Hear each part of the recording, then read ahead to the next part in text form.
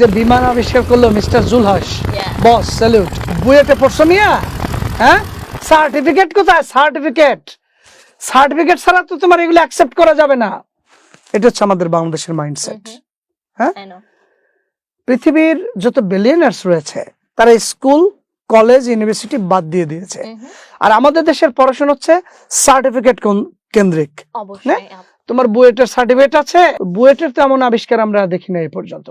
It's a very nice institution. এমন যদি system থাকতো, এখন জুলহাসকে খুঁজে এরোনটিক্যাল ইঞ্জিনিয়ারিং বা এভিয়েশন ইন্ডাস্ট্রির বিভিন্ন অথরিটি যারা রয়েছেন, বুয়েটে যারা এভিয়েশন সাবজেক্টটা পড়াচ্ছেন, তারা যদি ওকে এনে হায়ার এডুকেশনের সুযোগ দেন। ওই আপনাদের ইতিহাসে তো আমরা শুনি নাই যেরকম একটা বিমান আবিষ্কার করে উড়াইছে Bangladesh. This the first time. Forget about your degree, so call degree, forget about your engineering subject. এই ছেলে ইলেকট্রিক মিস্ত্রি একজন ছিল, খুবই কষ্টে পড়াশোনা করে সে জীবনে বিমানে চড়েও নাই। মজার ব্যাপার হচ্ছে এটা, এয়ারপোর্টে গিয়ে হয়তো একদিন বিমানে এরকম হাত দিয়ে দেখছে কেমনে কেমনে এরকম করে যেটা ওড়ে, যেটা পেট্রোল দিয়ে চলে, 40 কিলোমিটার উপরে গতি, পাখা টাকার মধ্যে কাপড় চোপড় দিয়ে বানিয়েছে। নাও গভর্নমেন্টের উচিত এবার এই ছেলেকে হেল্প করা, তাহলে বাংলাদেশে এপিজে আব্দুল কালামের মতো বিজ্ঞানী তৈরি হবে। Forget about your academic degree, I don't like it, I don't like it.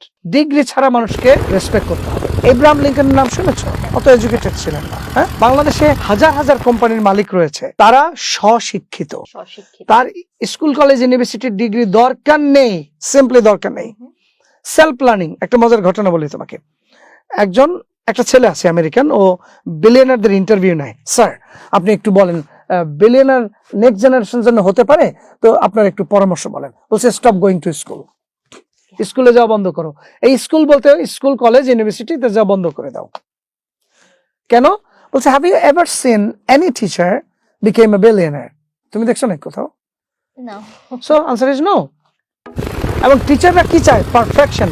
এই ছেলে প্রথমে বিমান বানিয়ে একটা পারে নাই, এবারে ভেঙে চড়ে আবার বানিয়েছে। And he did it, boss. You did it. Come on, right? Yeah. So আমরা অ্যাপ্রিশিয়েট করছি না। একে তো উচিত ডক্টর ইউনূসের এনে পুরস্কার দেয়। আপনি কাকে পুরস্কার দিচ্ছেন ভাই? ওনাকে ডাকেন, বুয়েটের টিমের সাথে ট্যাগ করে দেন, ইনস্ট্রাকশন দিয়ে দেন এই ছেলেকে নার্চার করার জন্য, ওকে প্যাট্রোনাইজ করার জন্য, ওর জন্য ফান্ড দেন। বাংলাদেশে দেখবেন বিমান বানানোর ইন্ডাস্ট্রি তৈরি হয়ে গেছে। হ্যাঁ, আস্তে আস্তে ওকে বিদেশে পড়তে সুযোগ দেন। ওর একটু ইংলিশ শেখানোর টেস্টটাকে আমরা করে দিতে পারি, কারণ সেই ব্যাপারে বই পড়তে হলে কিন্তু তার ইংলিশ জানতে হবে ডেফিনেটলি। সে ওই ইউটিউব দেখতে গিয়ে ছেলের আল্লাহ জানে কত কষ্টটা নাই করেছে। ওই ইংলিশ জানলে আরো অনেক এত টাইম হয়তো লাগতো না। সো আমরা সবাই মিলে তার পাশে দাঁড়াতে পারি, তাকে ফান্ড গঠন করে দিতে পারি, বইতে পড়ার সুযোগ দিতে, বিদেশে পাঠাতে পারি। তাকে এই বিমান বিভিন্ন কিছু পর্যবেক্ষণের সুযোগ দিতে পারি। এভাবে করলে বাংলাদেশে আসলে বিজ্ঞানী তৈরি হবে আস্তে আস্তে।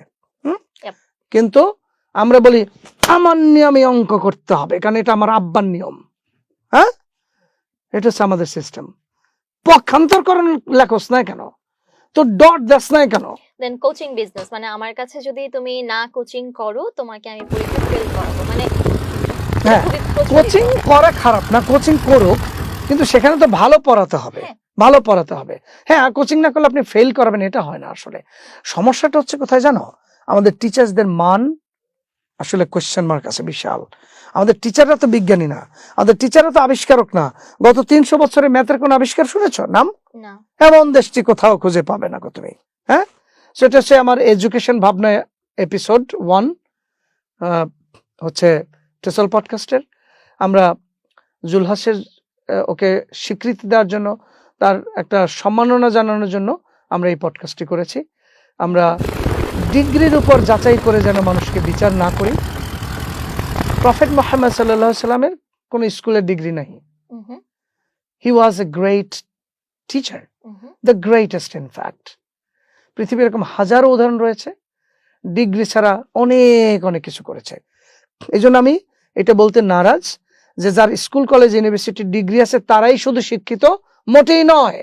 একজন ট্রাক ড্রাইভার, যিনি অসাধারণ ট্রাক চালান, উনি ওইটাই শিক্ষিত, আমি অশিক্ষিত, আমার এত ডিগ্রি থাকার পরেও।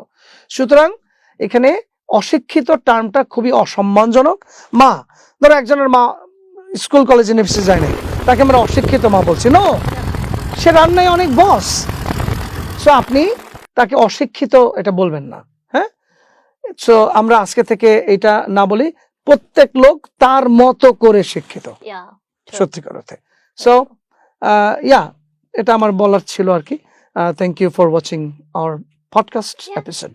অ্যান্ড ইয়েস স্যার, আপনাকে অসংখ্য ধন্যবাদ। এবং আমরা আজকে জুলহাস ওনার এই সুন্দর একটা আবিষ্কারকে আমরা আজকে অ্যাপ্রিসিয়েট করার জন্য এই এপিসোডটা করলাম, এবং আমার কাছে মনে হয় উনি আমাদের এই ভিডিওটা দেখলে অনেক খুশি হবেন।